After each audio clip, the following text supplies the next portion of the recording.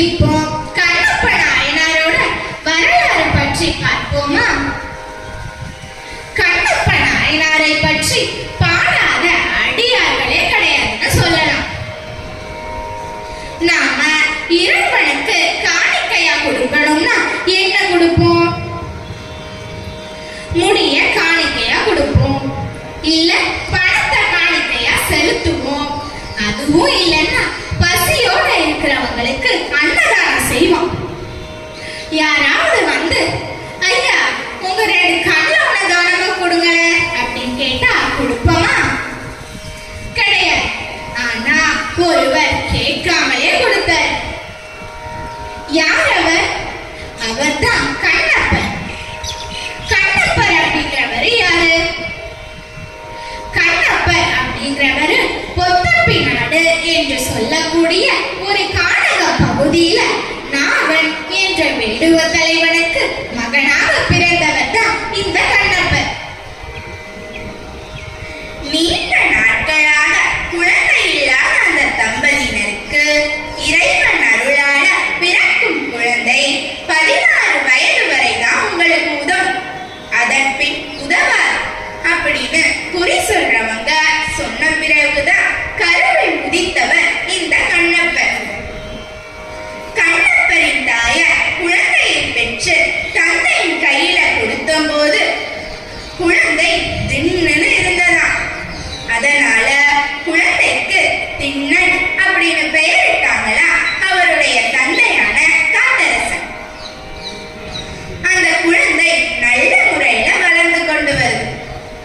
அந்த குழந்தைக்கு 5 வயதானவுடன் காட்டில் வசிக்கிறதுக்கு ஏதுவான கல்வி கற்கிறதுக்கு பாடசாலை அனுப்பி வைக்கிறாங்க. மற்ற பிள்ளைங்கள்லாம் வில்ல பிடிக்கிறதுக்கு 1 மாசம் ஆகுமா. அடுத்து அம்புரா தொழிலிருந்து அம்பை எடுக்கிறதுக்கே 1 மாசம் ஆகுமா. ஒரு வழியா வெள்ள அம்ப வச்சு அம்பை எய்துறதுக்கு 1 வருஷம் ஆகுமா.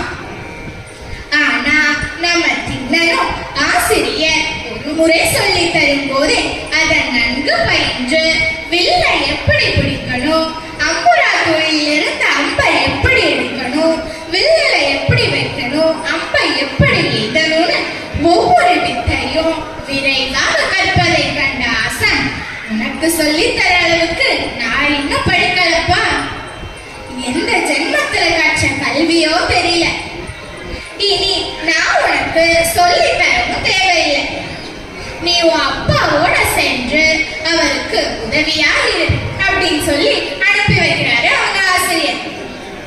இந்த கண்ணப்பர் யார் தெரியுமா? முன் ஜென்மத்துல அர்ஜுனராக அவதரித்தவர் இந்த ஜென்மத்துல கண்ணப்பராக அவதரிச்சாருன்னு பெரியவங்க சொல்லி இருக்கிறாங்க. அப்பன்னா அவரோட வில்வித்தைய பத்தி சொல்லவா வேணும். அவர் வளர்ந்து 16 வயதும் ஆகுது. அவங்களோட குல வழக்கப்படி அவருக்கு இளவரசர் பட்டம் சூட்டி கண்ணி வேட்டைக்கு அனுப்பி வைக்கிறாங்க. அவருடைய தந்தை நாகன், நாணன் மற்றும் காடன அவருக்கு துணையாக அனுப்பி வைக்கிறார். மூவருமே வேட்டைக்கு போறாங்க. தேடி தேடி பார்க்காங்க, ஒரு விலங்கும் தென்படல. பிறகு ஒரு பன்றி கண்ணில் பட்டது. அது காட்டு பன்றி. அது அந்த காடை அதிரும்படி அங்குள்ள விலங்குகளை எல்லாம் துன்புறுத்தி கொண்டு ஓடி வருது. அந்த பன்றிய குறி வச்சு வேட்டையாடுறதுக்காக ஓடிட்டே இருக்காங்க. ஓடுறாங்க ஓடுறாங்க ஓடிட்டே இருக்காங்க. ஓடும்போது பார்த்தா அவங்க காட்டை விட்டு அடுத்த காட்டுக்கே வந்துட்டாங்க. ஓடி ஓடி முடியாம அந்த பன்றியும் இழைச்சு நின்றுது. இழைச்சு நிற்கிற பன்றிய முன்னால் பின்னால் நின்று கொன்று விடுவது வீரனுக்கு அழகல்ல அப்படின்னு நினைச்சு முன்னால் சென்று நேருக்கு நேராக பானம் எய்தி பன்றிய கொன்று விடுவதுதான் திண்ணன். திண்ணன் சொல்றாரு, நாம இப்போ ரொம்ப தூரம் காடு விட்டு காடு வந்துட்டோம் அப்படின்னு சொல்ல, நானன் சொல்றாரு, ஆமா ரொம்ப தூரம் வந்துட்டோம், ரொம்ப பசிக்குது,